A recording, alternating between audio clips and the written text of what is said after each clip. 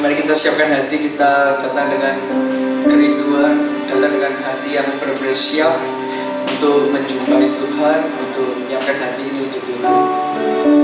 Mari kita sebelumnya kita berdoa terlebih dahulu.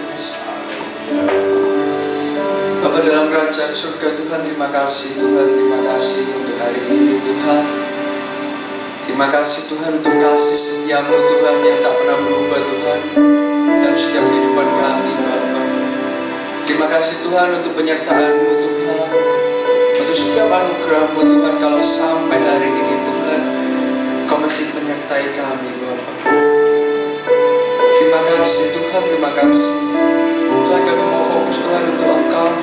Ajar kami Tuhan, agar kami Tuhan mungkin datang dengan beban pikiran, mungkin datang dengan segala macam masalah Tuhan, tapi kami mau fokus Tuhan hanya untuk Engkau. Terima kasih Bapak Tuhan atas penyertaan-Mu hidup kami Tuhan, kuserahkan kepada Engkau Tuhan. Engkau yang menyertai Tuhan teman-teman kami yang masih dalam perjalanan Tuhan, dimanapun mereka berada Bapak. Ajarkan kami Tuhan, agar hari ini Tuhan kami mau fokus untuk Engkau Bapa. Terima kasih Tuhan. Hanya di dalam nama Yesus bersyukur. Kita siapkan hati kita, kita belajar satu lagu baru ya. Judulnya Yesus Kau Terindah.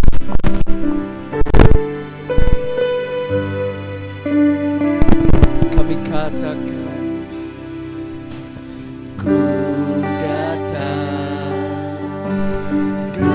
syukurku membawa kerinduanku, Yesus ingin ku menyenangkanmu. Terima kasih Bapa.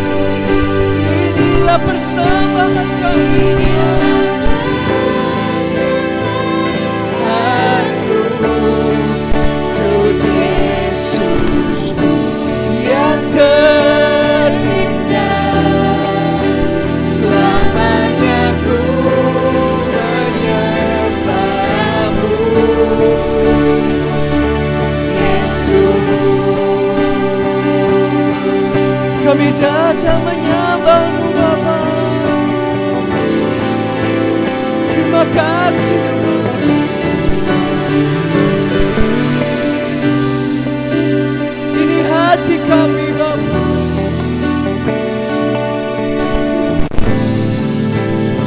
Mari siapa hati kita just worship God. Terima kasih.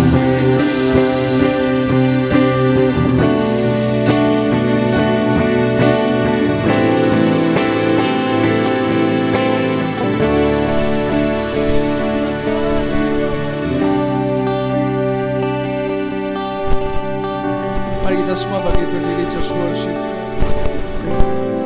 Sekali lagi kami katakan ku membawa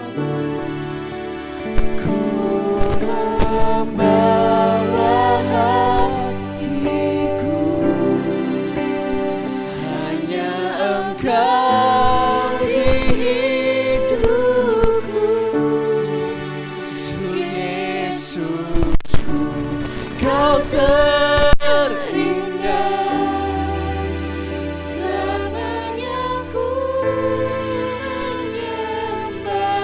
bawa hidup kami Tuhan. Ku membawa hidupku. Terima kasih Tuhan. Inilah persembahanku, Tuhan Yesusku yang terindah selamanya Tuhan. Ku kami sembah Engkau, ku membawa hatiku, hanya Engkau di hidupku, Tuhan Yesus, Kau terindah selamanya. Ku menyembah-Mu. Kami bawa hidup kami Tuhan, bawa hidup. Inilah persembahanku, inilah persembahanku, Tuhan Yesusku yang terindah selamanya. Ku menyembah-Mu. Sekali lagi kami katakan ku membawa hatiku, hanya Engkau di hidupku, Yesusku, Kau terindah selamanya. Ku menyembah-Mu. Ku membawa hidupku, inilah persembahanku, Tuhan Yesus.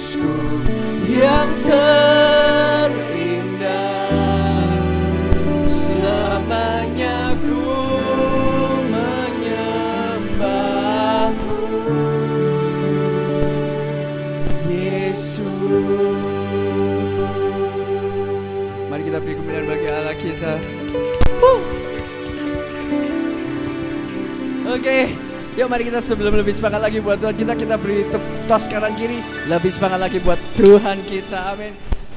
Mari kita bersorak buat Allah kita.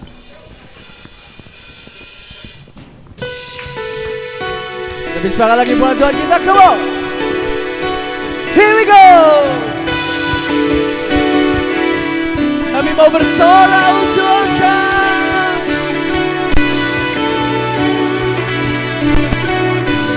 Lebih dahsyat lagi buat Tuhan kita. Amin. Woo.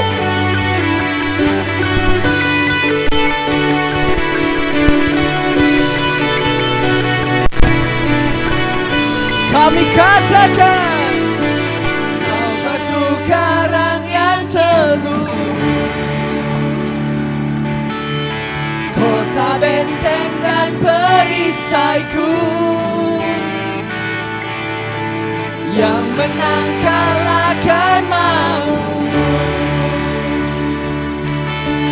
penyelamat yang bangkit dan hidup. Semuanya kami katakan haleluya, haleluya, kekal mulia. Haleluya, haleluya. Kami katakan, are you ready, Sam? 1, 2, 3, go! Bersorak.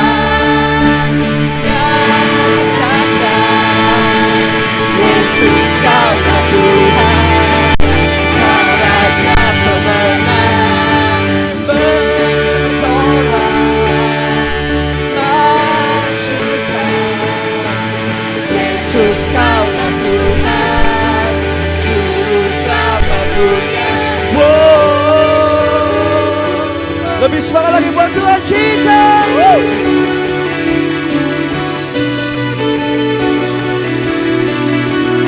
Katakan Kau Yesus batu penjuru, Kau Yesus batu penjuru. Dari mula keselamatanku, yang menang kalahkan maut. Dialah penyelamat, penyelamat yang bangkitkan hidup.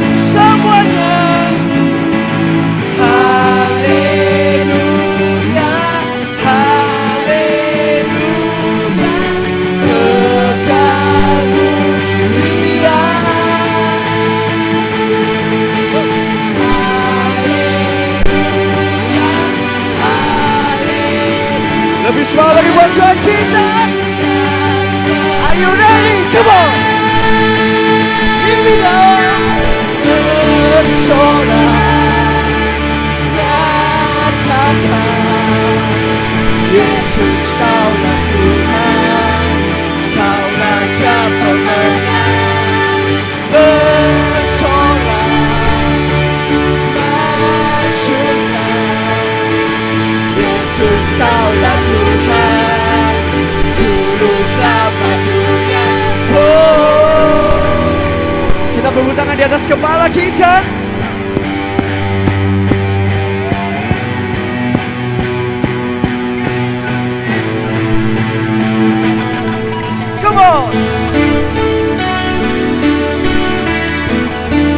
Terima kasih Tuhan.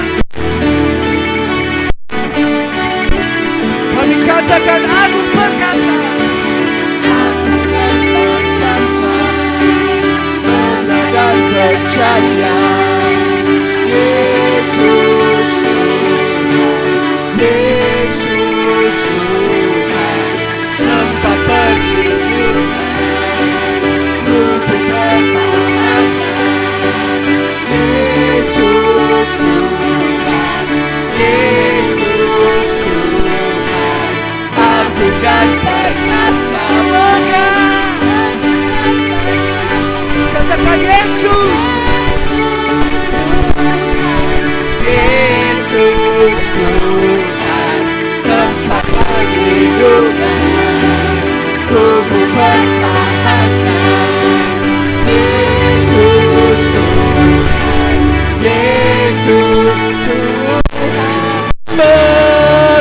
bersorak, nyatakan, come on. Yesus kaulah Tuhan, Kau Raja pemenang. Bersorak, masyurkan, Yesus kaulah Tuhan, Juru Selamatku. agung perkasa, agung dan perkasa, megah dan percaya. Yesus Tuhan, Yesus Tuhan, tempat perlindungan, Kuku pertahanan. Yesus Tuhan, Yesus Tuhan.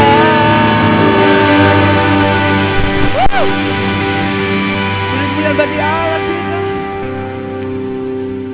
Oke, mari kita siapkan hati sebelum kita mendengarkan firman. Terima kasih Bapak. Kita belajar satu lagu lama, di mana seperti mungkin kita renungkan juga bahwa kayak tak terasa kita sebulan lagi itu kayak ada pasca.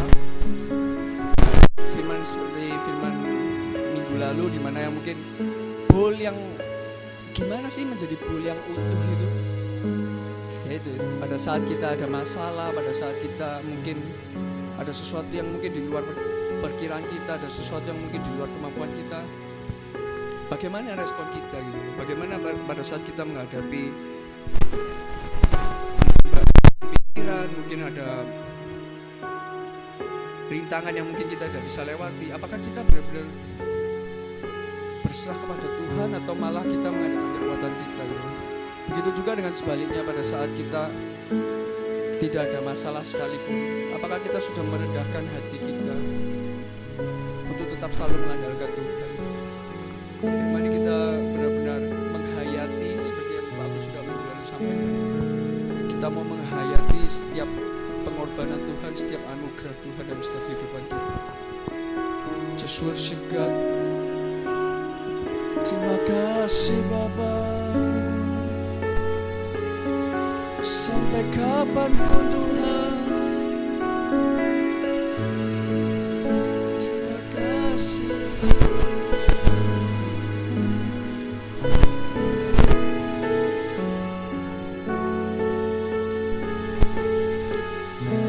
Terima kasih Tuhan. Mari kami katakan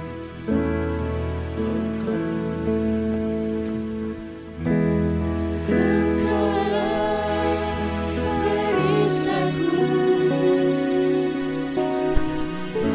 saat badai hidup menerpaku. Firman-Mu di dalamku tenangkan jiwaku. Sekali lagi kami katakan, Engkaulah Bapa, Engkaulah perisaiku terima kasih Tuhan. saat badai hidup menerpaku. Firman-Mu Firman-Mu di dalamku tenangkan jiwaku.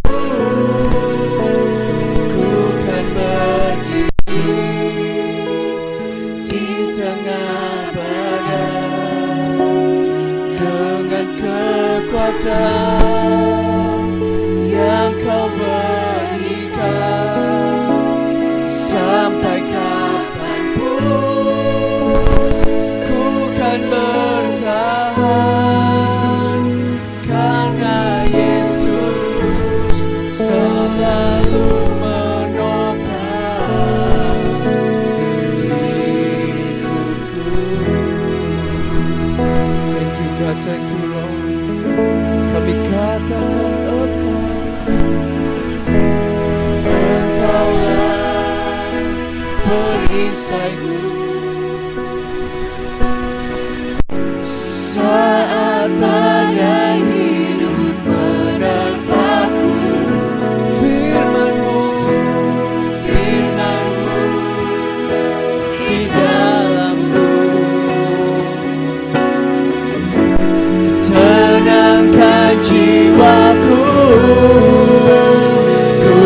berdiri di tengah badai dengan kekuatan yang Kau berikan. Sampai kapanpun ku kan bertahan, karena Yesus selalu menopang. Ku kan berdiri di tengah badai dengan kekuatan yang Kau berikan. Sampai kapanpun Tuhan,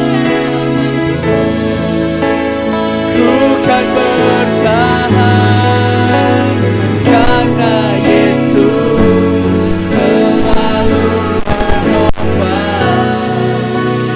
Ku kan berdiri. Come on, let's just worship God. Ini kerinduan kami Tuhan. yang Kau berikan. Sampai kapanpun ku kan bertahan, karena Yesus selalu menopang.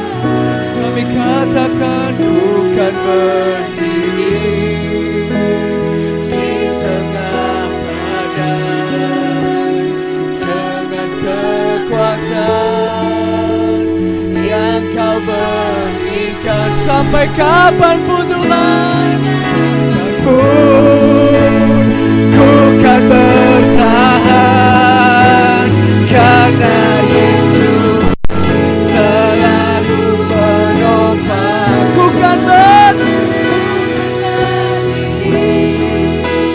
di tengah badai dengan kekuatan yang Kau berikan. Sampai kapanpun ku kan bertahan, karena Yesus selalu menopang hidupku. Kami sembah Engkau. Sampai kapanpun Tuhan, kami menyenangkan Engkau.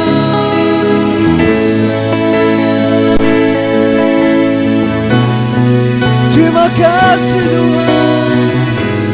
Inilah persembahan kami, inilah hidup kami Bapa.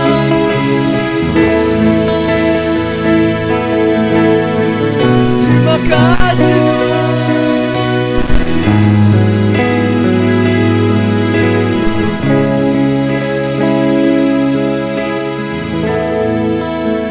Yes Tuhan, ini setiap kerinduan kami Tuhan. Dalam segala beban ataupun dalam segala rintangan Tuhan, ajarkan kami Tuhan selalu mengandalkan Engkau Tuhan dalam kehidupan ini Tuhan. Bukan dengan kuat gagah kami Tuhan, bukan dengan ego kami Tuhan, tapi kami Tuhan sampai hari ini Tuhan, kami dapat berdiri, kami dapat menjalani hidup ini semuanya karena anugerah-Mu Tuhan, hanya karena penyertaan-Mu saja Tuhan. Terima kasih Tuhan.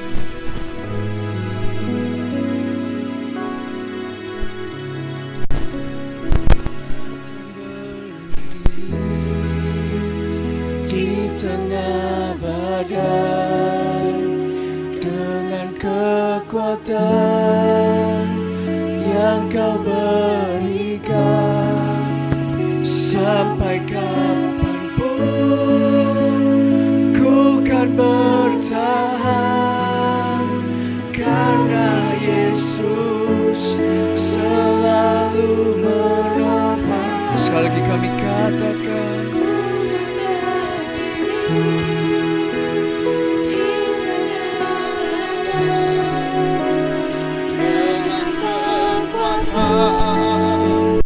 yang Kau berikan. Sampai kapanpun ku kan bertahan,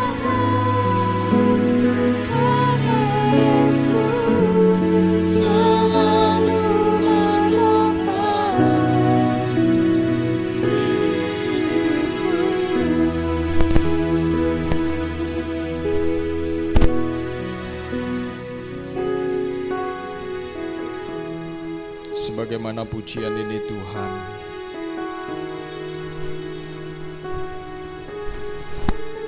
badai kadang-kadang tidak hanya berupa masalah.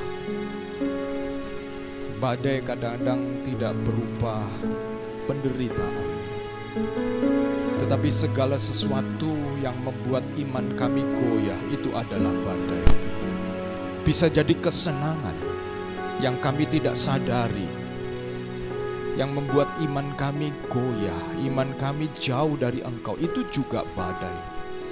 Karena segala sesuatu yang menggoncangkan kami dan membuat bangunan iman kami runtuh itu adalah badai. Bisa jadi kami tidak ada di dalam penderitaan, tidak sedang berada di dalam pergumulan, tidak ada sedang dalam masalah yang besar. Tetapi justru ada perkara-perkara yang menina-bobokkan kami, membuat kami tanpa sadar iman kami goyah. Itu sebabnya ya Tuhan, sesuai dengan pujian ini, biarlah Tuhan Engkau menolong untuk kami tetap bertahan di dalam segala badai kehidupan. Terima kasih ya Tuhan pagi hari ini buat kehadiran-Mu di tengah-tengah kami. Kami minta sekali lagi dengan kerendahan hati untuk Engkau hadir lebih lagi, menjamah setiap pribadi. Sebagaimana Engkau menghampiri Bartimius yang berseru-seru kepadamu, tetapi juga demikian juga sebagaimana Engkau menghampiri wanita yang sakit pendarahan, yang sembunyi, yang diam, tetapi Engkau tetap memperhatikan. Engkau melihat semua kami ya Tuhan. Biarlah Tuhan Engkau menilik hati kami. Roh Kudus ada di tempat kami, di tempat ini. Kiranya Tuhan menolong kami untuk kami meresponi firman Tuhan dengan benar dan dengan sungguh-sungguh. Demi nama Yesus Kristus kami bersyukur dan berdoa. Amin. Amin. Puji Tuhan. Silakan duduk kembali saudara-saudaraku. Puji Tuhan, terima kasih buat tim worship yang sudah melayani kita pada kesempatan pagi hari ini. Mereka berlatih pada hari Sabtu dan terus berusaha memberikan yang terbaik di dalam ibadah. Dan demikian juga saudara-saudara, saya juga mengapresiasi saudara-saudara yang juga pada hari Tuhan, hari Minggu, di mana saudara-saudara bangun pagi-pagi, saudara berusaha datang ke rumah Tuhan yang tepat waktu. Haleluya. Ada seperti body clock kita itu ya, jam tubuh kita itu kenapa bisa membedakan antara hari Sabtu dan hari Minggu begitu ya. Rasanya kalau hari Sabtu Minggu tuh bangunnya rasanya lebih body clocknya kayaknya agak molor begitu ya. Tetapi itulah pergumulan ya saudara-saudara. Tetapi saudara-saudara, kalau kita mengerti esensi atau mengapa hari Minggu itu menjadi tempat ibadah atau hari ibadah orang percaya, karena hari Minggu adalah kebangkitan Kristus. Amin saudara. Hari Minggu adalah kebangkitan Kristus, di mana Kristus telah bangkit mengalahkan maut, dan kiranya itu menjadi semangat kita ketika kita datang beribadah kepada Tuhan pada hari Minggu. Dan saudara-saudara, masih di dalam bulan Maret ini, Journey to the Cross, perjalanan menuju ke salib Tuhan. Semakin lama semakin saya merenungkan karya salib Tuhan dan pasca saya yakin dan percaya bahwa gereja kita sedang berada di track yang benar, karena kita berusaha untuk bisa memfokuskan diri kepada pesan-pesan Paskah, pesan-pesan salib Kristus dan kebangkitan Kristus. Karena tanpa salib Kristus dan kebangkitan Kristus, sesungguhnya kekristenan tidak pernah ada.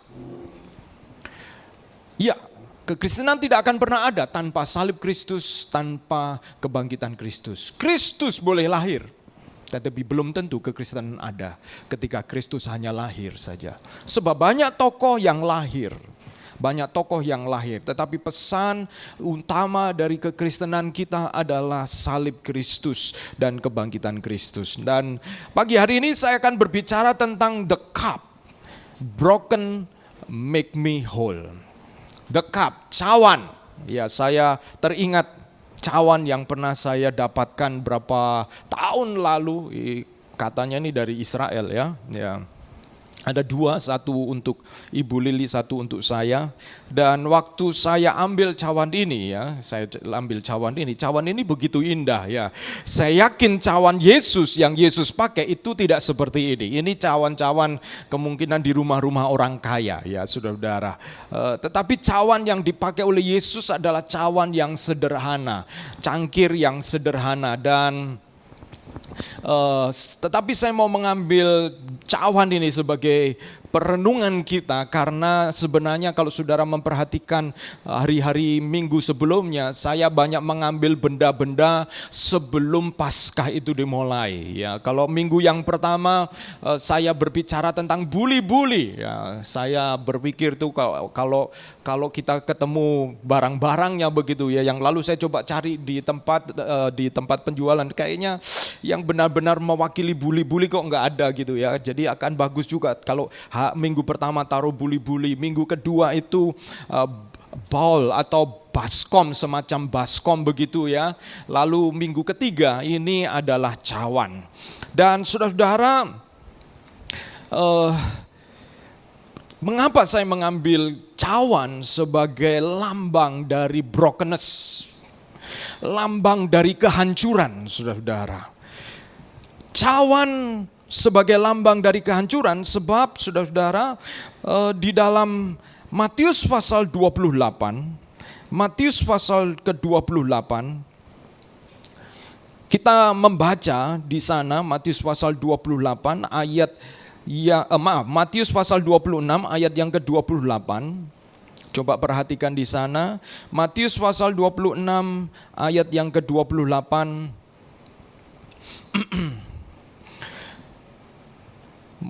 Matius 26 ayat yang ke-28 mengatakan, sebab inilah darahku, darah perjanjian yang ditumpahkan bagi banyak orang untuk pengampunan dosa. Ayat 29, akan tetapi aku berkata kepadamu, mulai dari sekarang aku tidak akan minum lagi hasil pokok anggur ini sampai pada hari aku meminumnya, yaitu yang baru bersama-sama dengan kamu dalam kerajaan Bapakku.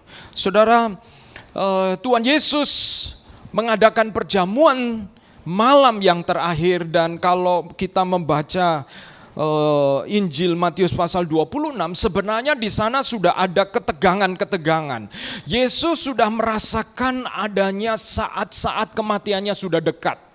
Jadi satu beban berat, itu sebabnya Yesus hanya fokus kepada murid-murid, orang-orang inti, untuk Yesus menguatkan iman mereka. Karena Yesus sudah merasa bahwa kematiannya akan datang dengan segera. Dan saudara-saudara, kita bisa sebenarnya kalau membaca Matius pasal 26, kita mulai merasakan ketegangan-ketegangan. Yesus, kalau di dalam Yohanes pasal 13, Yesus membasuh kaki murid-muridnya. Lalu saudara-saudara, Yesus mulai, karena dekat ke Yerusalem, Yesus mulai berbicara tentang kematian, Yesus mulai bicara tentang darah, Yesus mulai bicara tentang tubuh. Kalau saudara jadi murid-muridnya, saudara merasa, kok guru kita ini enggak kayak biasanya ya. Guru kita biasanya mengajar sesuatu yang berbicara tentang kerajaan Allah, berbicara tentang orang-orang yang sakit. Tetapi sekarang Yesus banyak bicara tentang dirinya. Dan Yesus mempersiapkan murid-muridnya untuk mengerti ketika nanti Yesus disalib itu maknanya apa. Sebab kalau Yesus disalib dan murid-murid tidak mengerti apa maknanya, maka persiapan Yesus kepada murid-muridnya selama 3,5 tahun itu bisa gagal. Kalau tidak ada seorang pun yang memahami karya salib Tuhan, murid-murid Yesus tidak mengerti kenapa Yesus mati, maka kemudian kemungkinan hari ini kita tidak bisa berkumpul di gereja seperti pagi ini. Karena tidak ada orang yang memahami pengorbanan Kristus. Tapi puji Tuhan. Jadi itu sebabnya Yesus mempersiapkan muridnya sungguh-sungguh untuk mengerti ketika nanti disalibkan apa artinya. Demikian juga saudara, sebagai orang Kristen, kalau engkau tidak mengerti makna salib Tuhan, makna kebangkitan Tuhan di dalam hidup kita, bisa jadi kita menjadi orang-orang yang tidak dapat meneruskan berita salib Tuhan kepada orang-orang lain.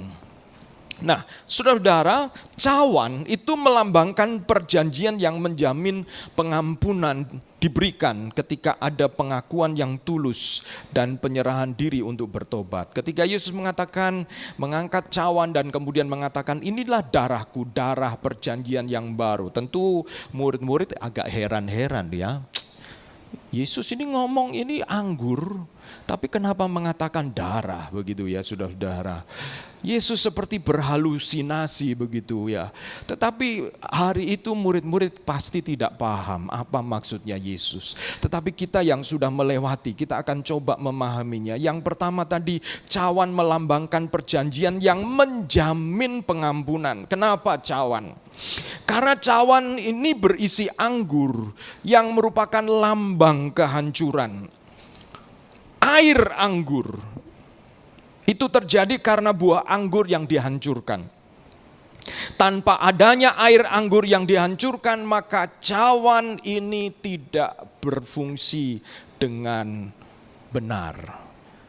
Artinya begini saudara-saudara, ketika Yesus mengatakan inilah darahku, ketika dia mengambil anggur dan kemudian mengatakan inilah darahku, darah perjanjian yang baru, maka Yesus sedang mengatakan kepada kita semuanya, ingat, setiap kali kamu melihat cawan yang berisi anggur, ini berbicara tentang hidupku yang sudah dihancurkan bagi kamu sekalian, sehingga akan ada darah, akan ada anggur yang tercurah, dan oleh karenanya perjanjian baru itu dapat dilakukan, dilaksanakan. Kalau perjanjian yang lama, saudara-saudara, itu setiap kali orang berdosa, kita ini nggak mengerti yang baru kalau nggak mengerti yang lama, begitu ya. Setiap kali orang yang berdosa dalam perjanjian lama, setiap kali mereka berdosa, kalau mereka punya uang cukup, mereka termasuk golongan yang bisa membeli lembu, maka mereka akan mempersembahkan lembu.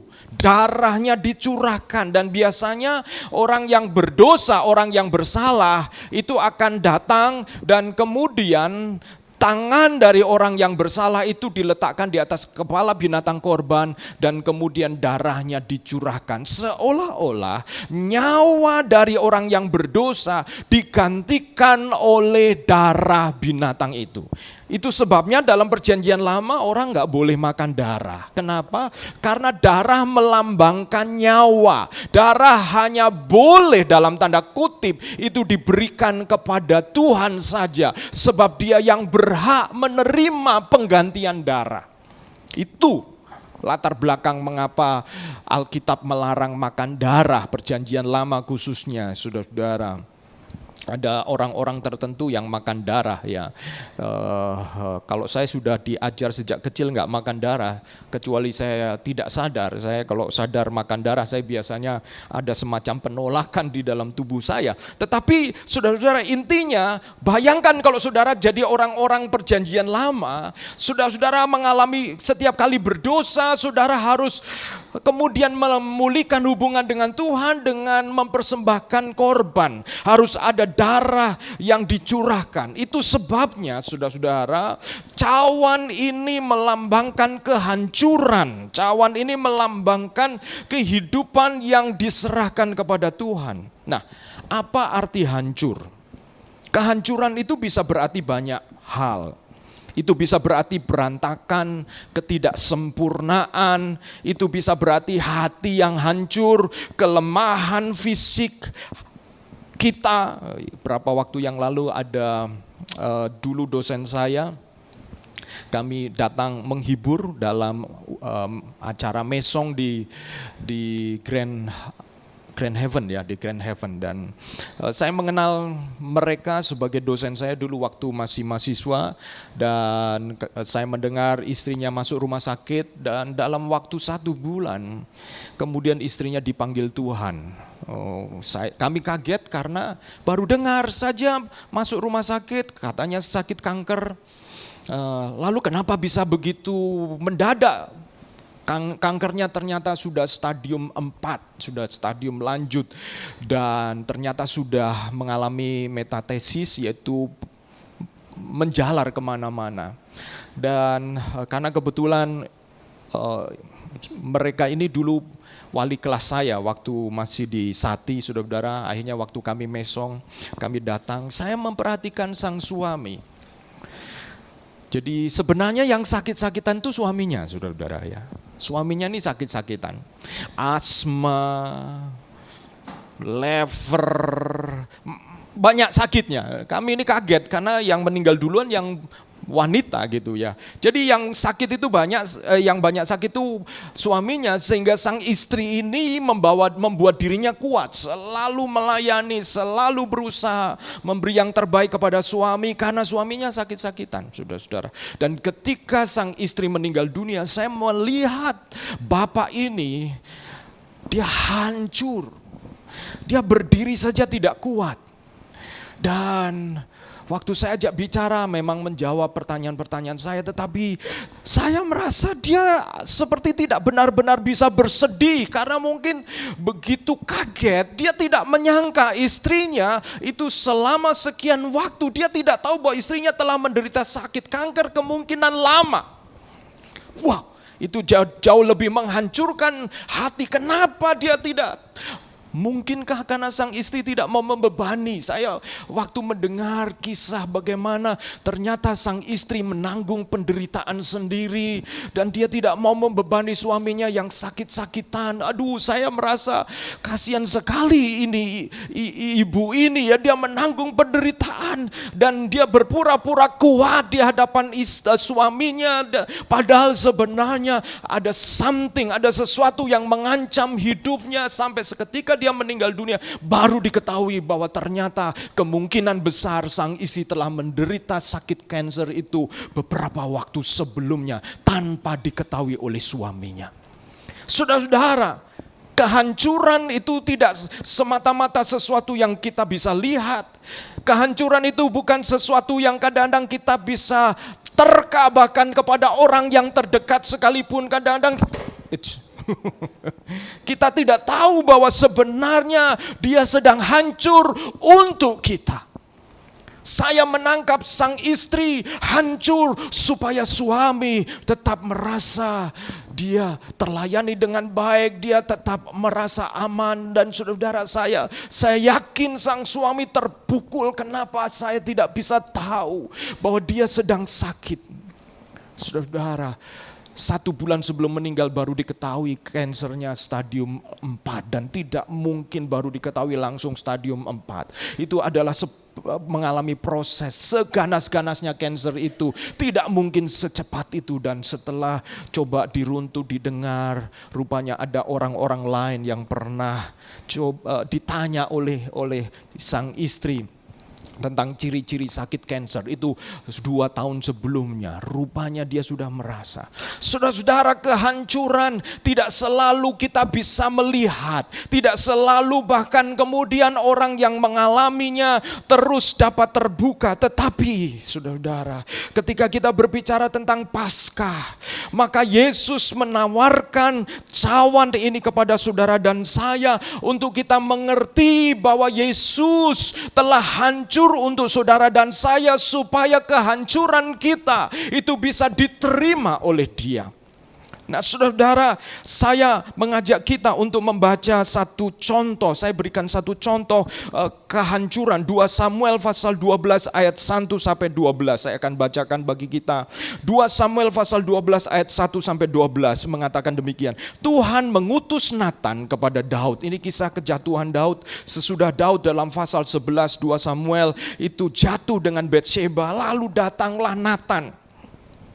Daud merasa oke-oke aja, tetapi Nabi Nathan datang. Ia datang kepada Daud dan berkata kepadanya, ada 2 orang dalam suatu kota yang seorang kaya yang lain miskin. Si kaya mempunyai sangat banyak kambing domba dan lembu sapi. Si miskin tidak mempunyai apa-apa selain dari seekor anak domba betina yang kecil yang dibelinya dan dipeliharanya. Anak domba itu menjadi besar padanya bersama-sama dengan anak-anaknya, makan dari suapnya dan minum dari pialanya dan tidur di pangkuannya seperti seorang anak perempuan baginya. Pada suatu waktu orang kaya itu mendapat tamu dan ia merasa sayang mengambil seekor dari kambing dombanya atau lembunya untuk memaksanya bagi penggembara yang datang kepadanya itu. Jadi ia mengambil anak domba betina kepunyaan si miskin itu dan memasaknya bagi orang yang datang kepadanya itu. Lalu Daud menjadi sangat marah. Perhatikan nih, respon alami dari Daud, respon orang yang berkeadilan, respon orang yang rohani loh saudara-saudara. Hati-hati. Kita ini bisa berespon rohani secara otomatis, tetapi nggak tahu ternyata diri kita ini harusnya hancur saudara-saudara. Karena kita terbiasa.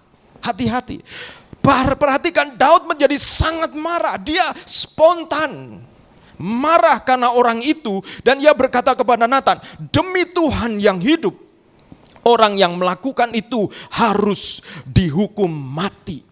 Dan anak domba betina itu harus dibayar gantinya 4 kali lipat. Ini hukum Israel memang begitu. Makanya Sakeus juga mengatakan akan mengganti 4 kali lipat. Karena ia telah melakukan hal itu dan oleh karena ia tidak kenal belas kasihan. Kemudian berkatalah kepada Nathan kepada Daud, engkaulah orang itu.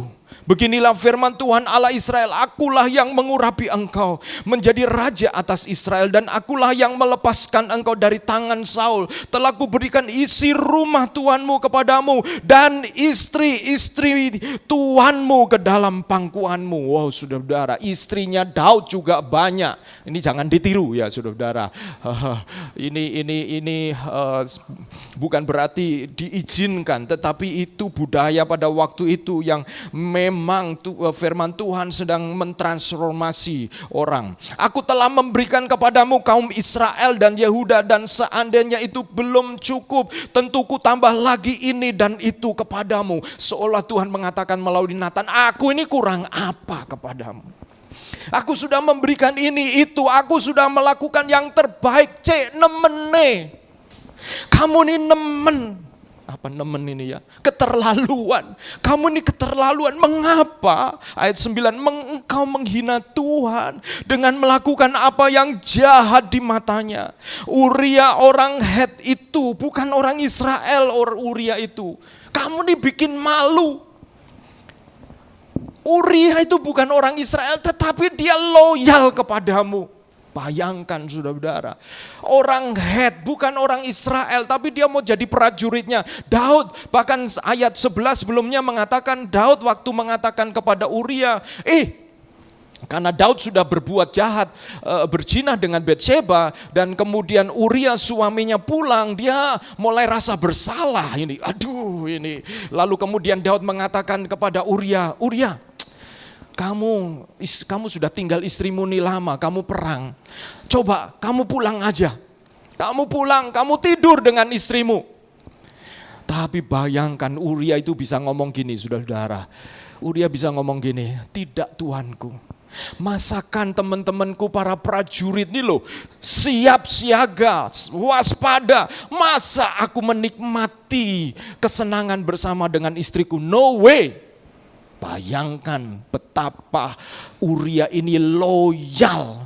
Jadi ini Daud ini seperti ditampar mukanya. Dan akhirnya Daud tidak menemukan cara halus. Dia melakukan cara kasar. Dia memanfaatkan loyalitas Uria, kesetiaan Uria untuk maju berperang. Dan ternyata dijebak. ketika mereka maju berperang, Uria di depan. Ternyata ketika sudah terlanjur di depan, ditinggalkan. Saudara-saudara, jahat sekali, saudara-saudara. Kok bisa kejahatan yang begitu rupa? Hati-hati, saudara-saudara. Ketika kita ini melawan nurani kita, melawan hati nurani kita, dan kemudian kita masuk lebih dalam, dan kemudian pada akhirnya kita menjadi orang yang mencelakai, sebenarnya kita telah hancur. Tuhan berkata, mengapa engkau menghina Tuhan dengan melakukan apa yang jahat di matanya? Uria orang Het itu kau biarkan ditewaskan dengan pedang, istrinya kau ambil menjadi istrimu, dan dia sendiri telah kau biarkan dibunuh oleh pedang Bani Amon. Nathan soal mengatakan begini, kamu ini raja, tugasmu melindungi rakyat, tugasmu itu menjaga supaya rakyatmu bisa aman. Kenapa kamu justru pagar makan tanaman? Kenapa kamu justru makan rakyatmu sendiri? Kamu menghina Tuhan. Oleh sebab itu pedang tidak akan menyingkir dari keturunanmu sampai selamanya, karena engkau telah menghina aku dan mengambil istri Uria orang Het itu menjadi istrimu. Saya yakin Daud rasanya dia pasti seperti jadi kaku gitu ya. Gak bisa ngomong apa-apa karena ditelanjangi. Ya, beginilah firman Tuhan. Sebab engkau telah melakukan secara tersembunyi, tetapi aku akan melakukan hal itu di depan seluruh Israel secara terang-terangan. Lalu berkatalah Daud kepada Nathan, aku sudah berdosa kepada Tuhan. Saudara-saudara, ini salah satu kisah yang terindah dalam pengertian yang menceritakan tentang kehancuran. Karena kisah ini kemudian saudara temukan respon Daud di dalam Mazmur pasal 51. Di mana kemudian Daud meresponi pertobatannya di dalam seluruh Mazmur pasal 51. Saudara-saudara, jarang-jarang saudara-saudara ada teks Alkitab yang kemudian ada mazmurnya. Ada beberapa mazmur yang mengikuti peristiwa Daud, tetapi ini salah satu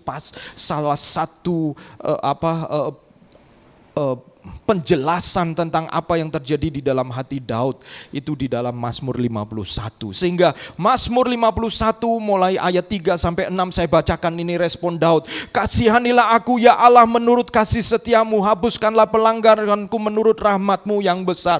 Bersihkanlah aku seluruhnya dari kesalahanku dan tahirkanlah aku dari dosaku. Sebab aku sendiri sadar akan pelanggaranku. Aku senantiasa bergumul dengan dosaku terhadap engkau sajalah aku telah berdosa dan melakukan apa yang kau anggap jahat, supaya ternyata engkau adil dalam putusanmu, bersih dalam penghukumanmu. Saudara, saya temukan beberapa kebenaran berbicara tentang cawan kehancuran.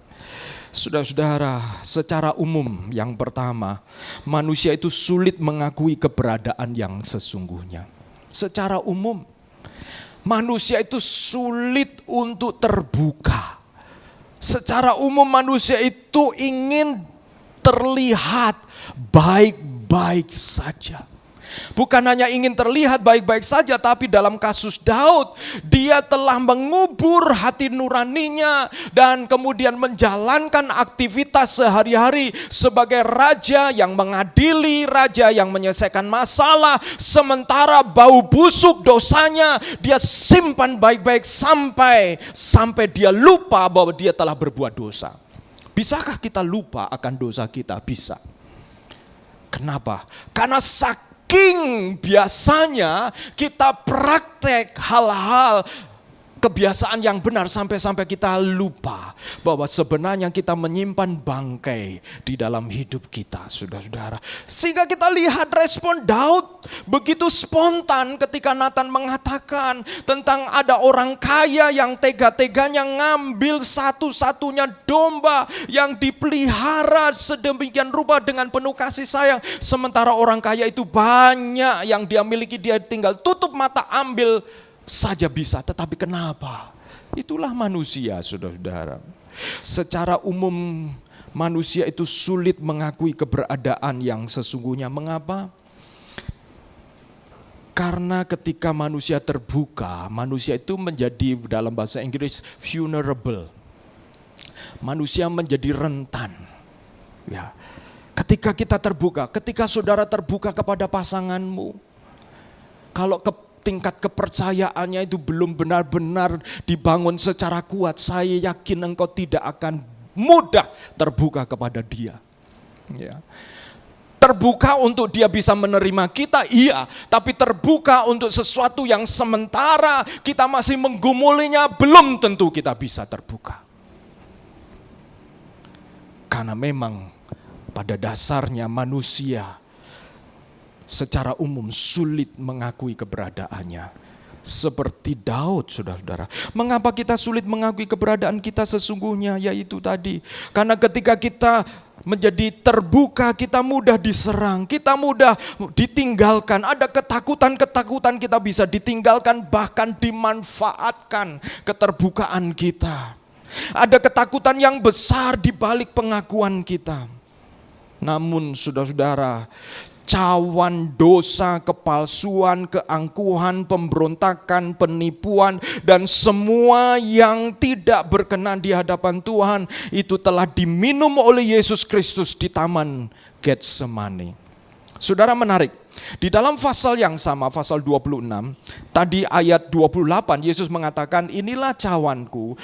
Ini adalah cawan yang berisi anggur yang merupakan lambang darah perjanjian yang baru. Lalu ayat 39, Yesus kemudian mulai bergumul sendiri, dia masuk ke Taman Getsemani dan pasal 26 ayat 39 mengatakan begini, maka ia maju sedikit lalu sujud dan berdoa, katanya, ya Bapakku, jikalau sekiranya mungkin biarlah cawan ini lalu daripadaku. Yesus kemudian juga bicara tentang cawan lagi, saudara-saudara. Ayat 28 Yesus bicara tentang cawan yang nanti terjadi ketika dia disalibkan. Tetapi supaya cawan itu bisa dimengerti, saudara-saudara, Yesus harus bergumul untuk meminum cawan yang kemudian disebut di dalam ayat 39 itu cawan apa, saudara-saudara? Yesus mengatakan begini, kalau boleh cawan ini lalu daripadaku. Sekali lagi cawan. Yesus ngomong apa? Yesus ngomong, saudara-saudara, Yesus berbicara tentang cawan murka Tuhan karena pemberontakan, karena dosa umat manusia yang harus diminum oleh Kristus. Secara keilahiannya, secara rohnya, dia harus mengambil keputusan menerima sebelum secara fisik dia disalib di atas kayu salib. Untuk menerima kelemahan, kehancuran kita, menerima kebobrokan kita, menerima pemberontakan kita, menerima kekerasan hati kita, menerima penghinaan kita. Yesus di Taman Getsemani maju mundur. Apakah aku bisa, aku mau, aku rela meminum cawan yang bukan itu terjadi atau dikerjakan oleh perbuatanku. Saudara-saudara, pernah saudara-saudara dipersalahkan untuk sesuatu yang saudara tidak lakukan? Sakit ya, marah gitu. Saya bilang ngawur aja gitu ya saudara-saudara. Ya. Kadang-kadang kalau saudara sudah menikah itu ya, suami istri gitu ya, anak ada apa-apa gitu ya, anak ada apa-apa. Kalau anak pinter gitu ya, ini anak papa, ngomong yang gitu ya saudara-saudara. Wah, dapat ranking, dapat ini anak papa. Lalu kemudian satu kali dipanggil gitu ya, anaknya nakal gitu ya, ada masalah. Ini anakmu loh, ngomong kepada istrinya, ini anakmu loh. Anakmu nih bikin masalah. Kalau bagus-bagus anak papa, giliran kurang bagus anak mama, saudara-saudara ya. Kan kamu yang tiap hari di rumah, kamu yang ngurus gitu ya. Jadi saudara, kita ini memang saudara keturunan Adam dan Hawa, saudara-saudara. Kita ini mudah menyalahkan. Dan bayangkan saudara-saudara, Yesus, dia tidak melakukan kejahatan, pelanggaran, dosa, kenajisan, kekotoran, pemberontakan, penghinaan. Tapi Yesus dia berkata di dalam Matius pasal 26 ayat 42. Lalu ia pergi untuk kedua kalinya dan berdoa, "Ya Bapa, jikalau cawan ini tidak mungkin lalu, kecuali apabila aku meminumnya, jadilah kehendak-Mu." Yesus menawarkan untuk kita semua meminum cawan yang telah diperbarui oleh Yesus. Kalau cawan pertama itu cawan penghukuman yang diminum oleh Yesus di Taman Getsemani. Tapi cawan penyaliban Yesus adalah cawan pengampunan. Yesus menawarkan cawan pengampunan bagi kita semua. Tetapi pengampunan hanya bisa terjadi kalau ada keterbukaan. Sama seperti saudara tidak bisa membetulkan orang, tidak bisa memperbaiki orang tanpa orang itu menyadari kesalahan dan mengaku. Sepanjang dia tidak mengaku, dia merasa benar. Wow, saudara-saudara, saya ini sudah bergelut di dunia pendidikan di sekolah teologi sejak tahun 97. Saya temukan saudara-saudara kadang-kadang ada mahasiswa melakukan pelanggaran, tapi sepanjang dia tidak mau terbuka dan terus menerus ngeyel bahwa dia benar, semua perlakuan treatment itu sulit untuk dia bisa kembali dipulihkan. Dan saudara-saudara, kecenderungan kita untuk tidak mau terbuka, sekalipun ada kehancuran. Saya tidak bicara hanya kehancuran dosa, tapi saya bicara tentang kehancuran hati kita. Maka Tuhan akan sulit menawarkan cawan perjanjian yang baru, cawan pemulihan. Yang kedua, saudara-saudara, pengakuan adalah awal anugerah Tuhan bekerja di dalam hidup kita. Pengakuan adalah awal anugerah Tuhan. Ketika Daud mengaku, disitulah awal anugerah Tuhan. Saya bayangkan kalau Daud tidak mengaku dengan mengatakan satu kalimat pendek, "Benar, aku telah berdosa kepada Tuhan." Saudara, pengakuan tidak perlu panjang-panjang. Yang diperlukan, saudara-saudara, pengakuan adalah kesadaran dan kita mengaku dengan terbuka. Ketika Daud mengaku, "Benar, aku telah berdosa kepada Tuhan," maka saudara-saudara, disitulah anugerah Tuhan bekerja dalam hidup Daud. Pengakuan adalah awal anugerah Tuhan bekerja di dalam hidup kita. Pengakuan didorong oleh kesadaran akan perkara-perkara yang melanggar firman Tuhan, sehingga membuat kita menyadari betapa kita perlu Tuhan, saudara-saudara.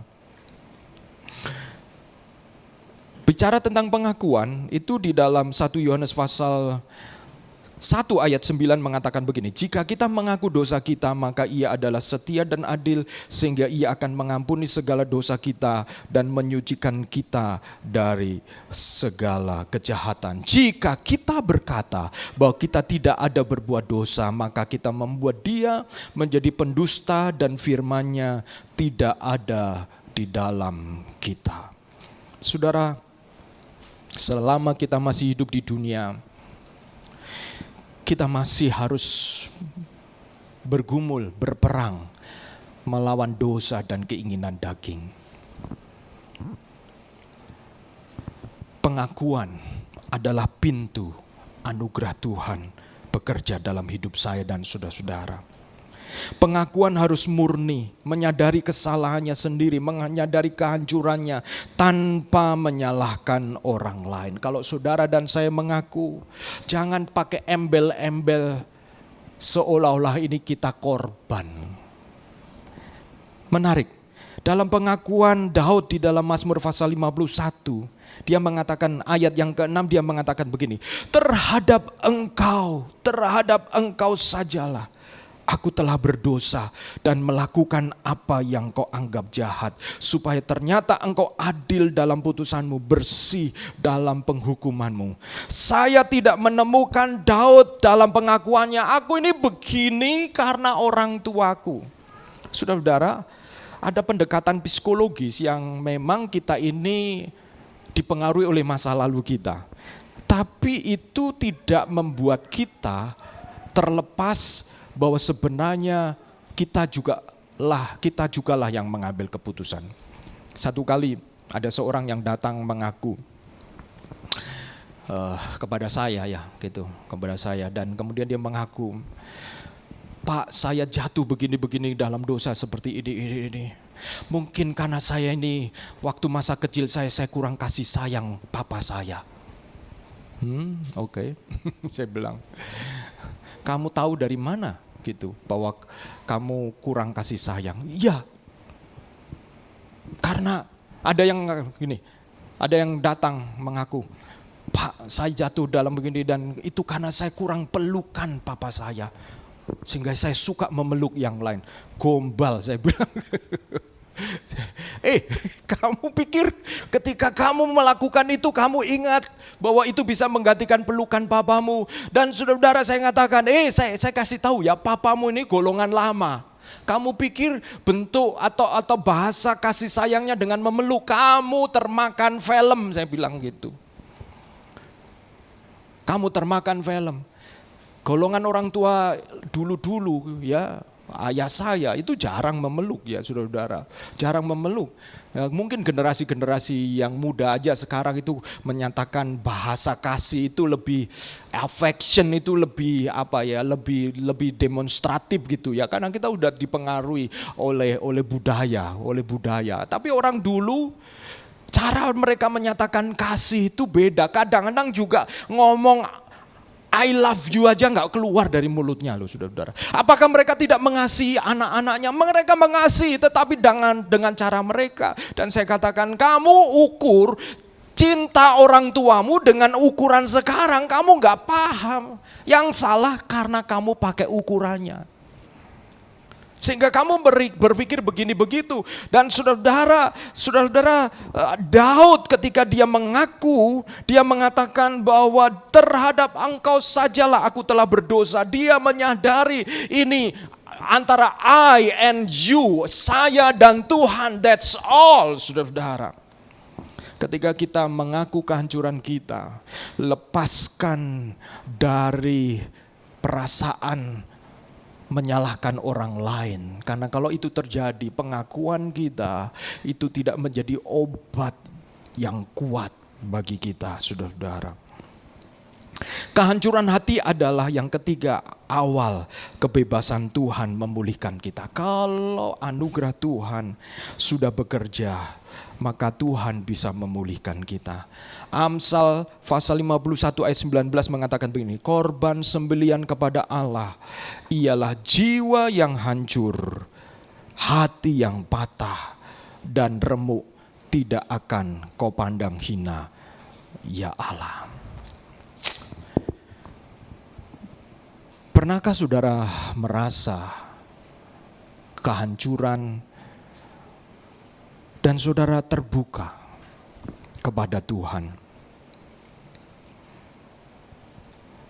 Kadang kita berpikir tentang membawa persembahan ya saudara-saudara. Orang-orang Israel berpikir, saya berdosa, saya melakukan kesalahan, saya berikan kambing domba, lembu, lalu selesai. Tapi kambing domba ini kalau dilepaskan dari keberadaan hati kita, tanpa sesungguhnya kita benar-benar merasa hancur, kambing domba ini tidak ada artinya. Sama konsep yang sama dengan semua persembahan. Ketika kita memberikan persembahan, hanya seperti sebuah iuran, tidak benar-benar menyatakan hati kita, maka persembahan itu seolah-olah secara finansial, karena uang itu punya nilai di dalam dirinya sendiri, dia bisa berfungsi. Tetapi secara rohani, persembahan yang sesungguhnya adalah dari hati kita. Firman Tuhan mengatakan persembahan yang berkenan bukanlah korban sembelihan. Jangan berarti dibalik. Kalau begitu enggak perlu korban persembelihan. Yang penting hati, bukan begitu saudara-saudara. Cinta selalu muncul dalam tindakan. Demikian juga ketika Daud mengatakan yang berkenan adalah hati yang hancur. Karena disitulah titik permulaan Tuhan bisa memulihkan kita, yaitu keterbukaan hati kita. Ketika kita terbuka, disitulah Tuhan mulai memulihkan kita. Hati yang hancur adalah kesempatan untuk menghasilkan kerendahan hati. Kehancuran adalah alat yang tepat di tangan Tuhan untuk membawa kita kembali mendekat kepada Tuhan. Saudara-saudara, kehancuran yang saya sampaikan bukan hanya oleh karena dosa pelanggaran, tetapi kehancuran juga bicara tentang hati yang jauh dari Tuhan. Kehancuran juga berbicara tentang mungkin kadang-kadang kita sedang merasa hidup ini kok begini aja, saudara-saudara. Saudara merasakan satu beban, kesedihan tentang hidup kita. Bukan karena ada masalah, tetapi karena seperti jiwa kita itu merasa sedang berada pada masa pencarian. Kita mencari sesuatu.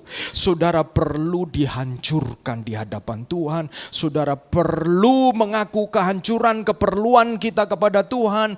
Karena broken makes me whole. Kehancuran membuat kita bisa dipulihkan. Saudara-saudaraku, berapa waktu ini karena saya sedang berusaha untuk melamar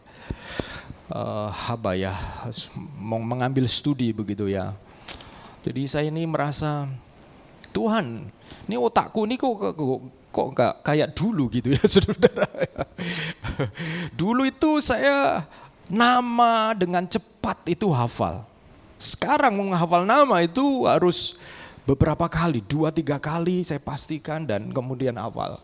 Ada orang-orang yang memang tipikal susah menghafal nama ya, tapi saya termasuk tipikal yang mudah menghafal nama ya, saudara-saudara. Jadi tapi beberapa kira-kira 2 tahun terakhir nih saya merasa kok kayak otak saya ini, komputernya ini loadingnya lambat gitu ya, saudara-saudara.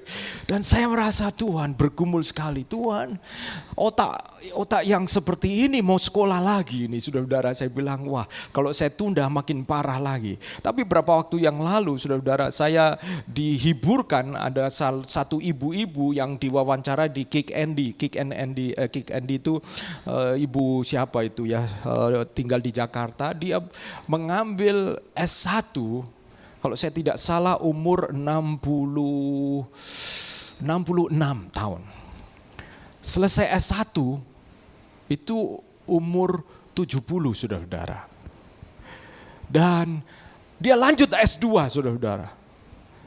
70 dia lanjut S2, 73 dia selesai S2, saudara-saudara. Jadi menarik sekali. Waktu saya perhatikan video ini, dia menceritakan dia tidak beritahu suaminya kalau dia sekolah.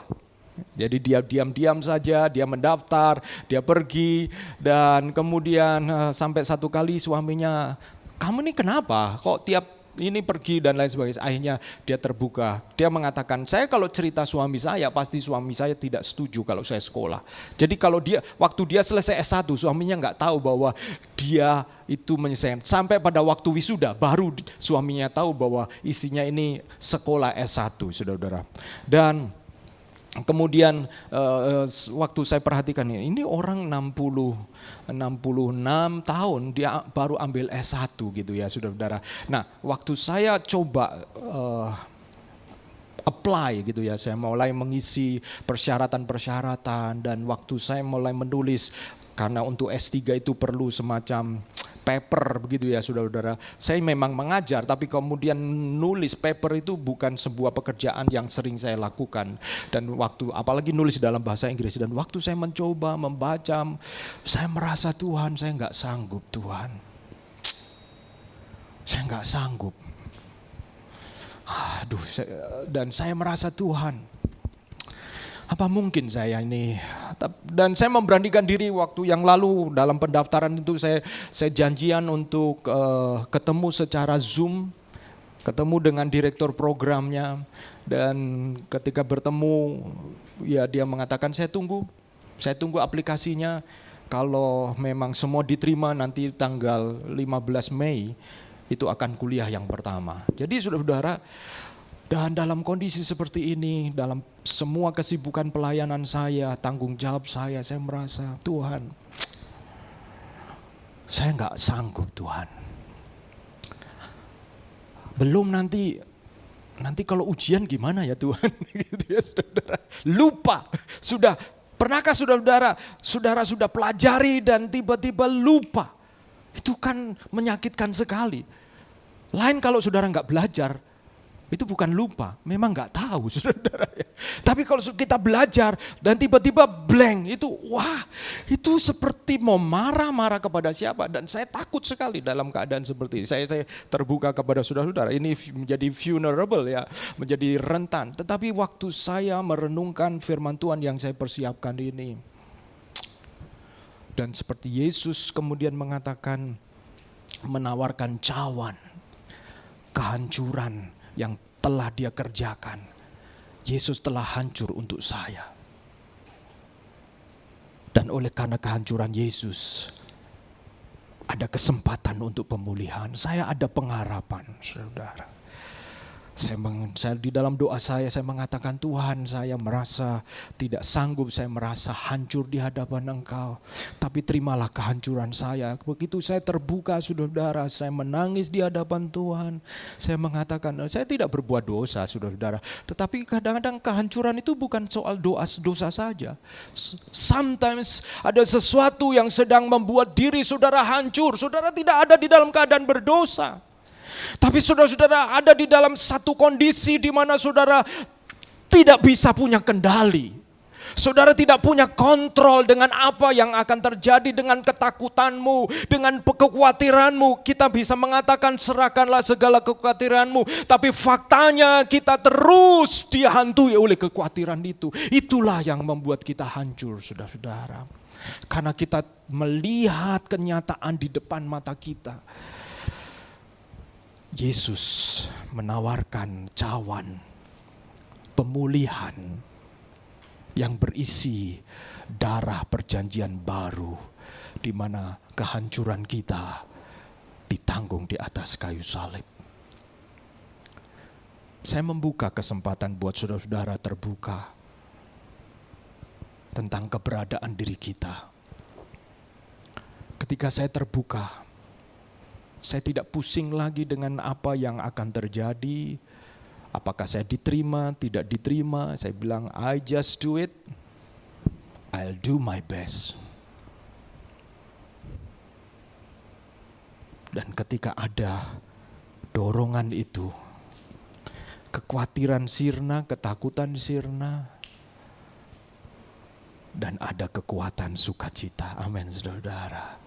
Ketika saudara terbuka dengan kehancuranmu, itu waktunya saudara bisa mengerti pengorbanan Yesus untuk setiap kita, supaya kita mengalami kebangkitan bersama dengan Dia. Saya minta pemain musik maju ke depan.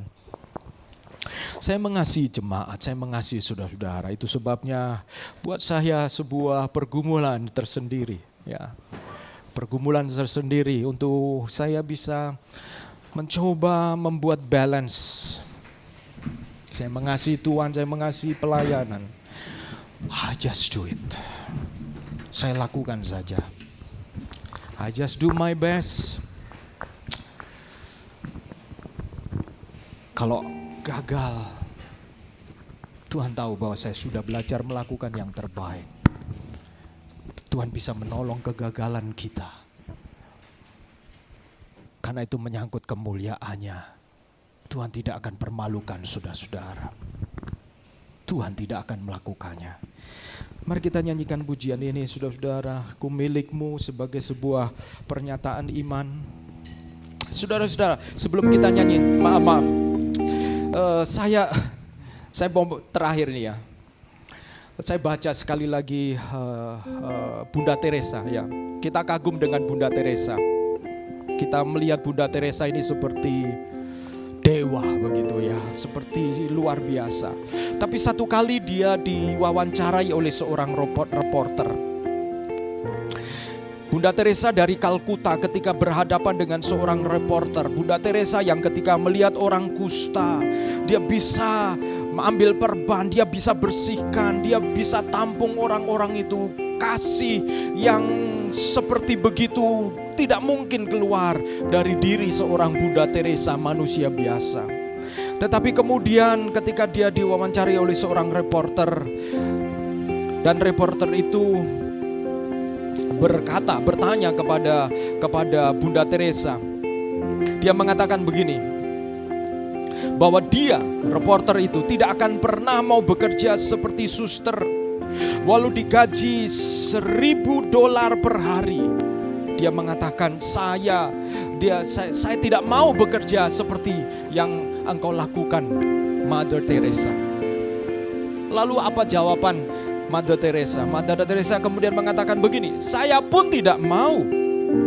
Lalu sang reporter bertanya kepadanya, kalau begitu mengapa kamu melakukan itu? Kalau kamu tidak mau, kenapa kamu melakukan itu? Lalu Mother Teresa berhenti, hening sejenak, dan dia mengatakan satu kalimat pendek, demi Kristus. Itu jawaban Bunda Teresa. Cinta iman membuat Bunda Teresa mengatasi ketidakmungkinan rasional untuk menghabiskan hidupnya bersama dengan orang miskin di Kalkuta. Berapa banyak penyerahan kita itu sebatas kita mau ambil keuntungan saja. Tapi kiranya dengan menyadari kehancuran kita dan membutuhkan pemulihan dari Dia, biarlah cinta Tuhan menolong kita untuk melampaui komitmen yang dikuasai oleh daging saja. Komitmen yang melampaui pikiran-pikiran rasional kita. Kita bisa rasionalisasi dengan sorry ya, saya begini karena saya begitu. Saudara-saudara, seperti Bunda Teresa bisa mengatakan, aku pun tidak mau sebenarnya, tapi saya lakukan ini demi Kristus. Pikul salib saudara-saudara, demi Kristus. Ku milikmu. Kita nyanyi pujian ini, kita bangkit berdiri bersama-sama.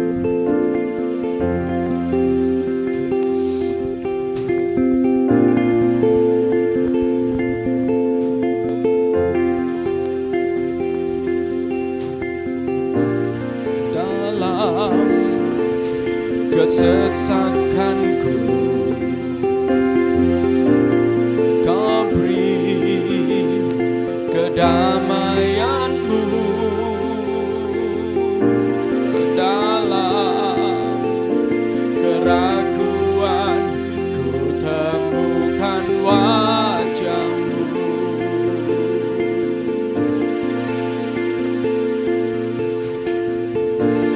Karena pengorbananku,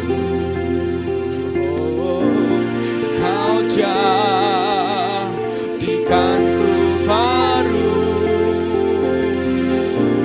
Sungguh ku terkagum, amanku di dalam-Mu, Yesus. Kau membuatku sesuai rencana-Mu, amin.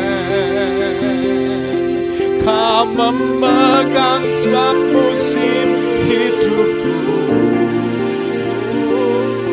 Ku serahkan semua kekhawatiranku, ku milik-Mu.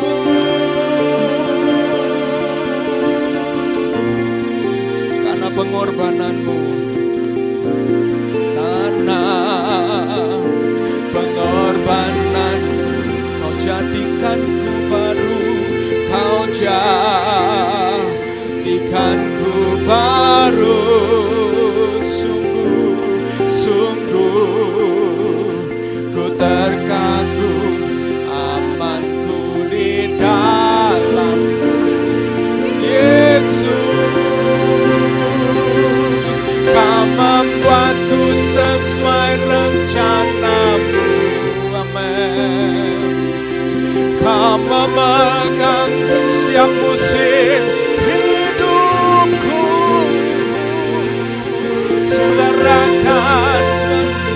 sorakan amin, amin, amin. Ku milikmu. Oh, semua kekuranganku kau pun tahu. Tetap kau pandang indah dalammu, amin. Kemurahanmu, ku angkat tanganku dan berseru, ku milikmu.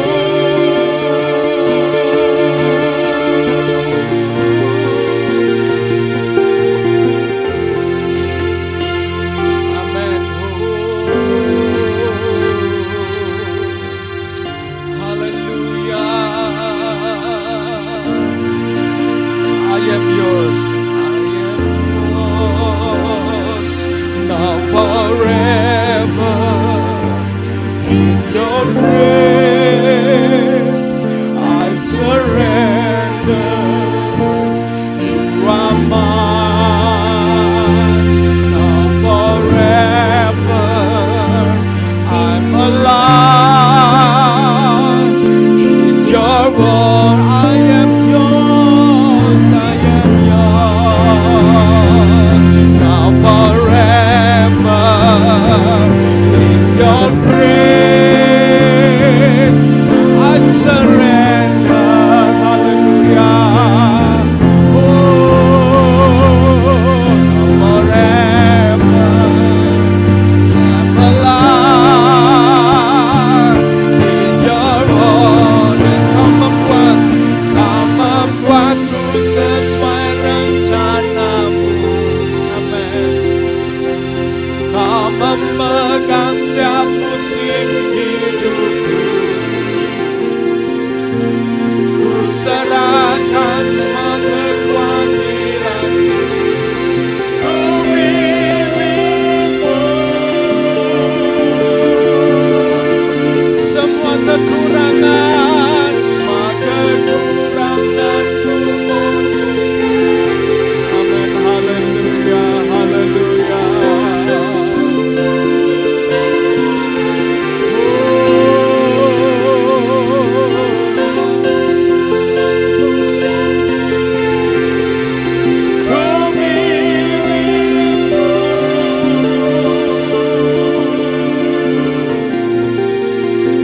Saudara-saudara, kehancuran berbicara tentang keadaan yang kau tidak bisa kendalikan. Kehancuran berbicara tentang sesuatu yang sebenarnya engkau harus terbuka di dalam hadirat Tuhan. Engkau membutuhkan uluran tangan Tuhan. Bisa jadi ada dosa dan pelanggaran, tapi bisa jadi karena ada sesuatu yang kau merasa sebenarnya engkau tidak sanggup, engkau perlu Tuhan. Atau kadang-kadang engkau merasa tawar hati, itu juga sebuah kehancuran. Dan persembahan yang berkenan di hadapan Tuhan adalah hati yang hancur di hadapan Tuhan. Siang hari ini di dalam hadirat Tuhan, saya berdoa, saya mau mendoakan saudara-saudara. Kehancuran apapun bentuknya, Tuhan di dalam taman Getsemani telah meminumnya oleh karena mengikuti kehendak Bapanya. Dia menerima semua bentuk kehancuran. Rasa malu, penghinaan, penolakan, semua bentuk kehancuran Dia telah terima. Itu sebabnya Dia ada di atas kayu salib untuk saudara dan saya. Kesempatan siang hari ini kalau ada di antara saudara-saudara, saya minta kita memberikan satu waktu yang private, di mana setiap kita bisa terbuka dengan kehancuran kita masing-masing, dengan satu keperluan di hadapan Tuhan.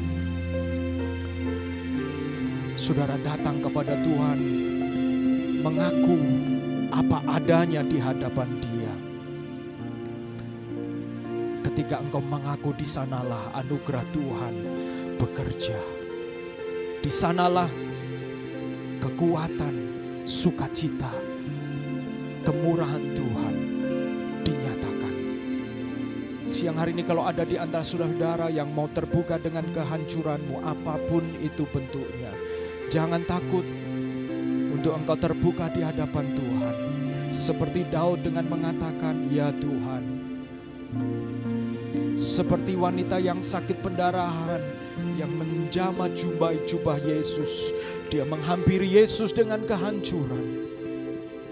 Seperti Maria yang juga meminyaki Yesus dengan urapan, dia datang dengan kehancuran hati oleh karena dia begitu bersyukur kepada Tuhan betapa dia bukan siapa-siapa tanpa Tuhan. Dan pagi hari ini, siang hari ini, ketika saudara-saudara datang kepada Tuhan, saya minta saudara-saudara terbuka di hadapan Tuhan, mengaku di hadapan Tuhan. Saudara-saudara, silakan mengangkat tangan. Angkat tanganmu di hadapan Tuhan dengan keberadaanmu apapun itu. Saya berdoa supaya Tuhan melayani saudara secara pribadi. Silakan saudara-saudara yang ingin didoakan, saudara mengangkat tangan dan kita nyanyikan pujian ini dengan mengatakan, Kau membuatku sesuai rencanamu. Kau membuatku sesuai rencanamu. Kau memegang setiap musim hidupku. Ku serahkan semua kekhawatiranku. Ku milikmu. Semua kekuranganku Kau pun tahu.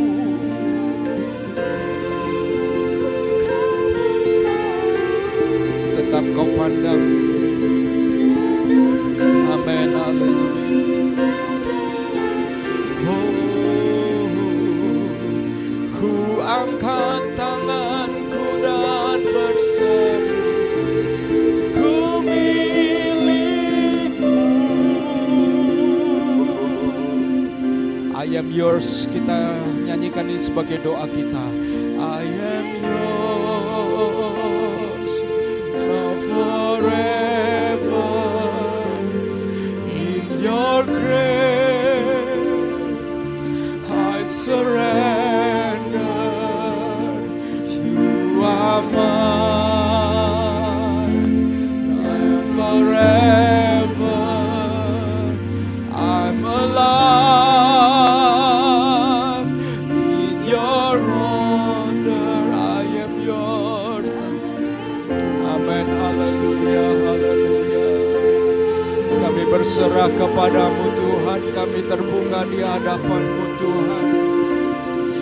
Oh, haleluya. Haleluya. Amen, amen, amen, amen, amen. Haleluya, haleluya. Mari kita berdoa. Bapa di dalam surga, sebagaimana kata-kata pujian ini, I am yours, in your grace I surrender. Aku milikmu Tuhan. Setiap kami adalah milikmu, yang Kau telah tebus dengan darah yang mahal.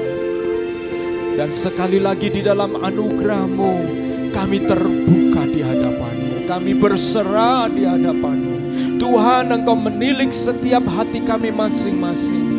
Kami mau berdoa ya Tuhan, kehancuran-kehancuran apapun itu bentuknya, biarlah Tuhan Engkau membuatnya dipulihkan kembali. Oleh karena darah-Mu, pemulihan itu selalu bisa terjadi.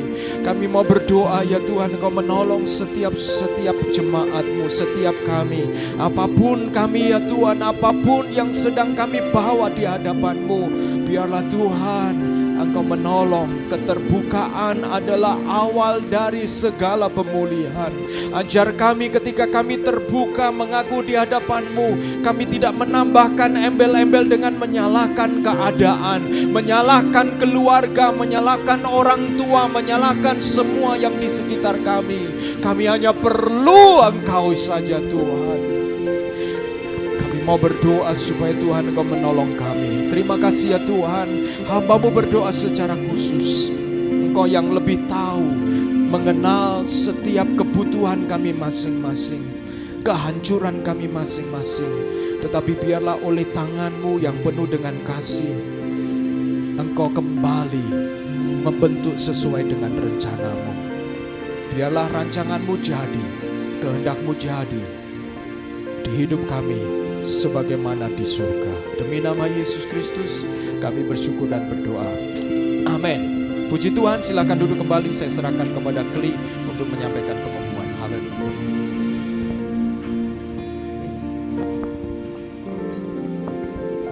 Terima kasih Pak Agus buat firman-Nya, sangat terberkati sekali. Sekarang tiba waktunya kita akan memberikan persembahan. Teman, sebenarnya kita mau berdoa dulu untuk persembahan. Teman-teman, mari kita berdoa. Tuhan, kami mengucap syukur ya Tuhan atas firman yang telah Kau sampaikan kepada kami siang hari ini ya Tuhan. Tuhan, kami percaya Tuhan bukan suatu kebetulan, tapi karena Engkau ingin berbicara kepada kami ya Tuhan melalui Pak Agus ya Tuhan. Tuhan, sekarang tiba saatnya kami akan memberikan persembahan ya Tuhan. Kami mengucap syukur ya Tuhan atas apa yang telah Kau percayakan kepada kami ya Tuhan. Tuhan, biarlah persembahan yang kami berikan nanti berasal dari hati kami dan berguna untuk kerajaan-Mu ya Tuhan. Terima kasih Tuhan, dalam nama-Mu kami berdoa mengucap syukur. Haleluya, amin. Nah, untuk persembahan bisa diberikan melalui via transfer ke rekening yang tertera, ada juga di depan kursi kalian. Dan juga kalau teman-teman mau memberikan via cash bisa di kotak persembahan di belakang. Oke. Nah, lalu sambil teman-teman sekarang memberikan persembahan, saya akan membacakan dua ayat di Yesaya 55 ayat 6 sampai 7. Carilah Tuhan selama Ia berkenan ditemui, berserulah kepadanya selama Ia dekat. Baiklah orang fasik meninggalkan jalannya dan orang jahat meninggalkan rancangannya. Baiklah ia kembali kepada Tuhan, maka Dia akan mengasihaninya, dan kepada Allah kita, sebab Ia memberi pengampunan dengan limpahnya.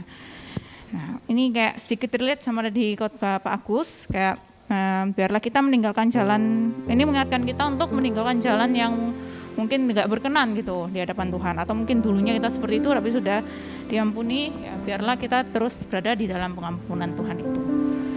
Oke, sekarang saya akan membacakan beberapa pengumuman. Pertama-tama saya mau welcome buat semua teman-teman.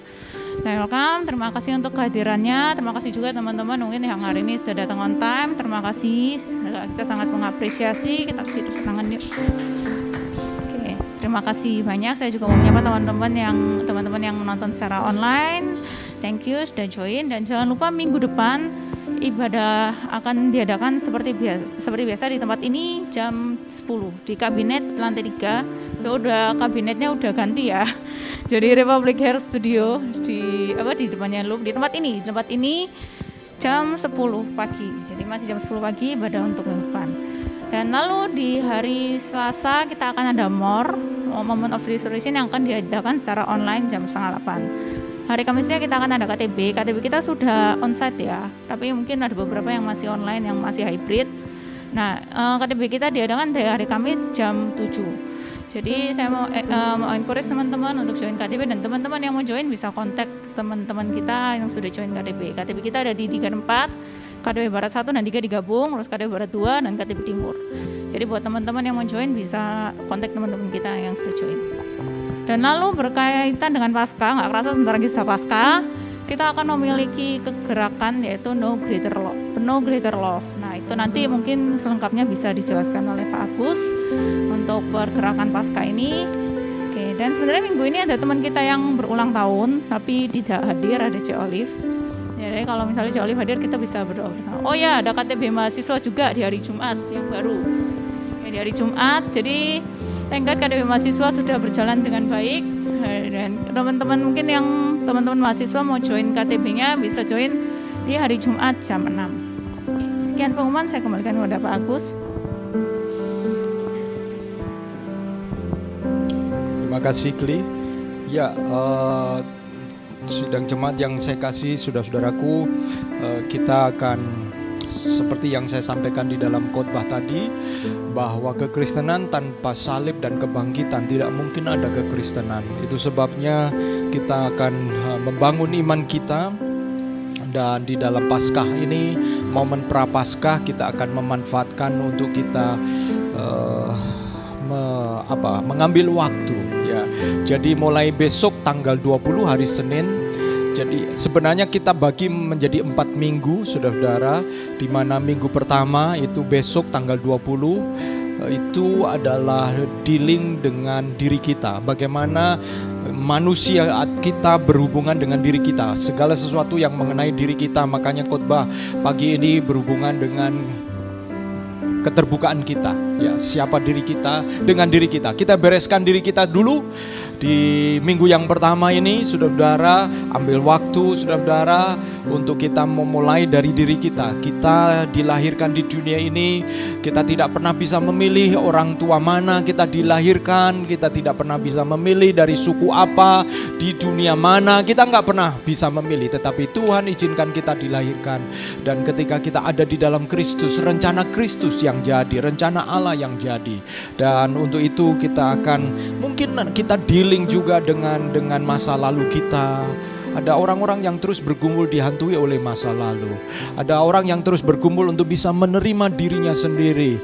Kadang-kadang menerima hidungnya, menerima rambutnya, menerima banyak hal yang kita bergumul kadang-kadang. Saudara, broken makes me whole. Biarlah kita menjadi terbuka di hadapan Tuhan. Itu minggu pertama. Minggu kedua nanti lebih berhubungan dengan diri kita dengan keluarga kita, ya, dengan keluarga kita, diri kita dengan keluarga kita. Apakah kehadiran kita sebagai bagian dari keluarga itu telah berdampak? Adakah hal yang perlu kita bereskan sehubungan dengan keluarga kita? Lalu minggu ketiga nanti dengan friends, ya, dengan lingkaran teman-teman kita, ya, bisa jadi teman lama, teman baru, ya, teman main, dan lain sebagainya. Ada hal yang mungkin kita perlu lakukan oleh karena salib Kristus. Kita mau pikul salib, sebenarnya intinya begitu, ya. Ada hal yang kita sebenarnya berhubungan dengan teman-teman, kita harus pikul salib, kita harus lakukan sesuatu. Mungkin Tuhan ingatkan kita untuk dengan teman-teman lakukan tindakan-tindakan tertentu, kasih tertentu. Dan terakhir kita dengan tempat di mana kita ada, kota atau daerah, lingkungan tempat kita berada, itu minggu yang keempat. Jadi bagaimana salib Kristus dan kebangkitannya itu nyata di dalam hidup kita. Kiranya kita bisa terlibat di dalamnya, saudara-saudara. Kalau dalam KTP gabungan ada yang datang dan dibentuk kelompok-kelompok, dan ini akan dilanjutkan. Ini akan dilanjutkan kerinduan kita sebagai orang-orang pengikut Kristus, kita menjadi semakin serupa dengan Dia. Amin, saudara-saudara. Ya, mari kita akhiri. Ya, kita akhiri ibadah kita. Kita berdoa untuk yang minggu ini ulang tahun, tidak hadir ya di antara kita, ya. Olive, ya, Olive. Kita doakan tantangan yang sedang mereka hadapi, biar Tuhan memberikan kekuatan, kemenangan. Mungkin juga ada anak-anak kita yang sakit, ya. Ini musim panas hujan. Kita berdoa buat mereka. Kita doakan juga untuk bumil-bumil ini, ibu hamil yang soon akan melahirkan, ya. Bulan April akan ada yang melahirkan, yang main keyboard ini, ya. Ada Vina juga yang akan melahirkan. Devita masih nanti bulan Juni katanya, begitu, ya, saudara-saudara. Ya, kita doakan mereka. Demikian juga ada di antara saudara-saudara yang memulai usaha baru, kita doakan juga. Kadang-kadang wah, ini apakah waktu yang tepat memulai usaha baru? Firman Tuhan mengatakan kalau kamu memperhatikan angin dan angin cuaca, kamu ini nggak akan pernah menabur, gitu, ya. Kadang-kadang cuaca itu tidak mendukung untuk kita menabur, tapi kita tidak pernah mengerti bagaimana proses akan menolong kita. Tuhan akan menolong kita. Kita bangkit berdiri, kita berdoa bersama-sama, saudara-saudara, untuk hal-hal ini.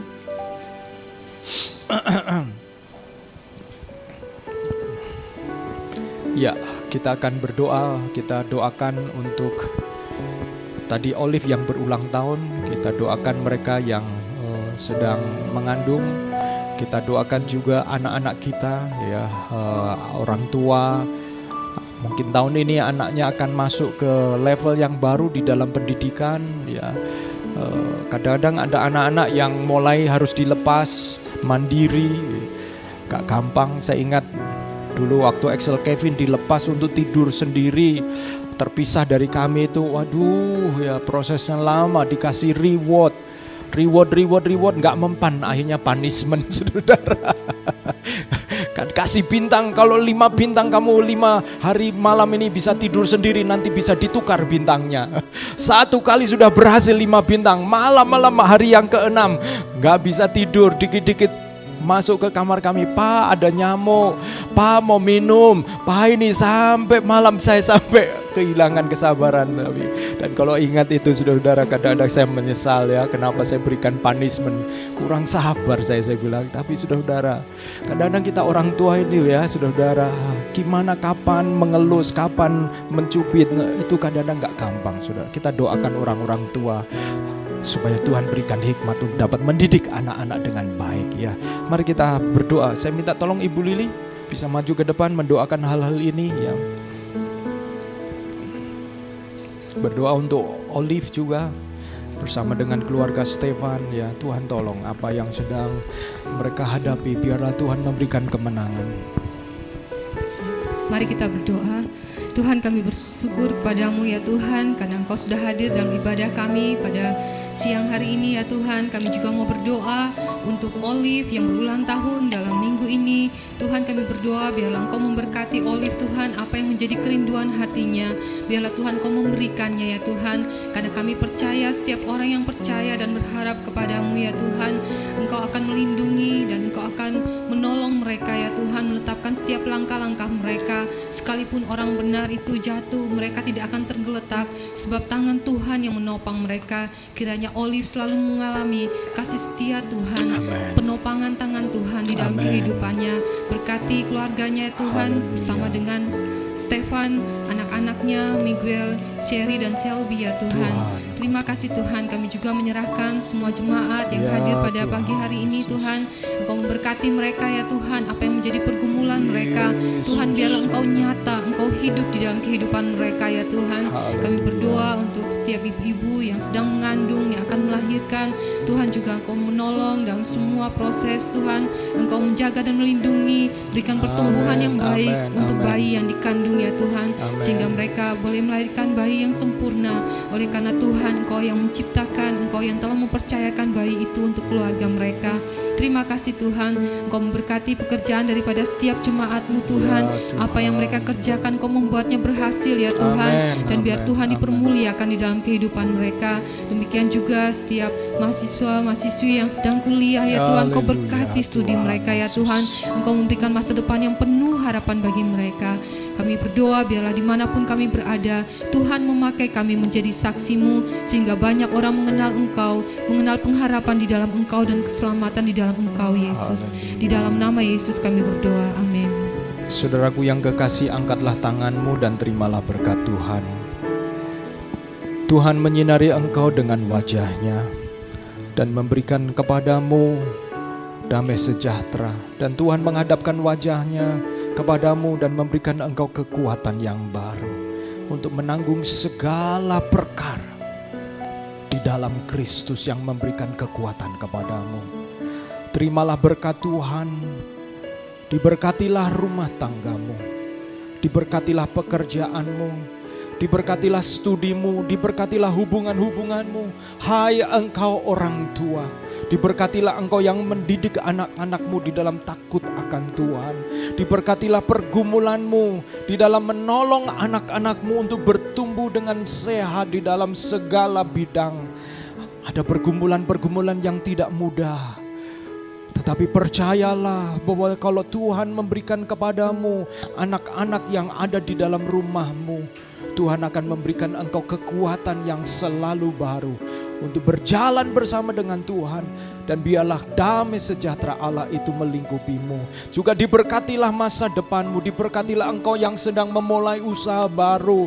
Dan biarlah engkau libatkan Tuhan di dalam usahamu, supaya engkau dapat melihat campur tangan Tuhan yang nyata di dalam setiap apa yang kau kerjakan. Dan biarlah Tuhan menjadikannya berhasil. Dan terimalah damai sejahtera dari Allah Bapa, serta kasih sayang dari Tuhan Yesus Kristus, dan penghiburan oleh karena Roh Kudus menyertai engkau dan saya mulai hari ini sampai Maranatha.